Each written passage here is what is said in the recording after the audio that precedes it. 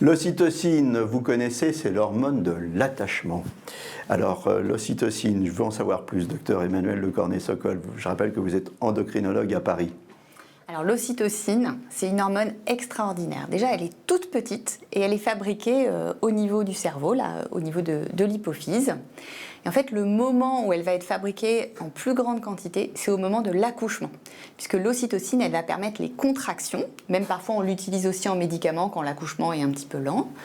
Et donc, ce qui est incroyable, c'est que cette ocytocine, non seulement elle va déclencher les contractions et donc des douleurs intenses et probablement parmi les plus atroces qui existent, mais en même temps, cette ocytocine, elle va permettre l'attachement de la maman à son enfant.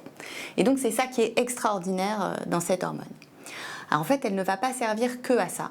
On sait aussi que dans l'attachement, par exemple dans un couple, entre deux personnes, cette ocytocine va avoir un rôle. Le fait de se serrer dans les bras, de se caresser, de s'embrasser, va nous faire sécréter de l'ocytocine et va expliquer en partie le rapprochement. Et puis il y a un autre moment dans la vie où on a des grands pics d'ocytocine, c'est au moment de l'orgasme pendant les rapports sexuels, aussi bien chez l'homme que chez la femme. Donc c'est vraiment une hormone qui est très importante.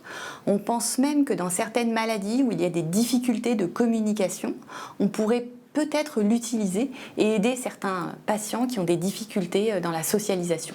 Par exemple, quel type de maladie? Par exemple, dans certains troubles de l'autisme, ou alors dans une autre maladie qui s'appelle le Prader-Willi, pareil, où il y a des difficultés de communication et de comprendre les autres. Ça pourrait permettre un meilleur attachement. Pourquoi on dit que c'est l'hormone de la fidélité?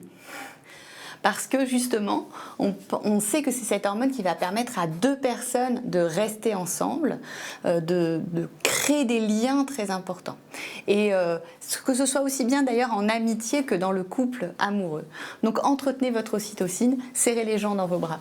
Voilà, ça c'est un super message, merci. Nos émissions vous plaisent, alors aidez-nous à faire grandir la chaîne. Pour parler santé au plus grand nombre, partagez, likez, abonnez-vous.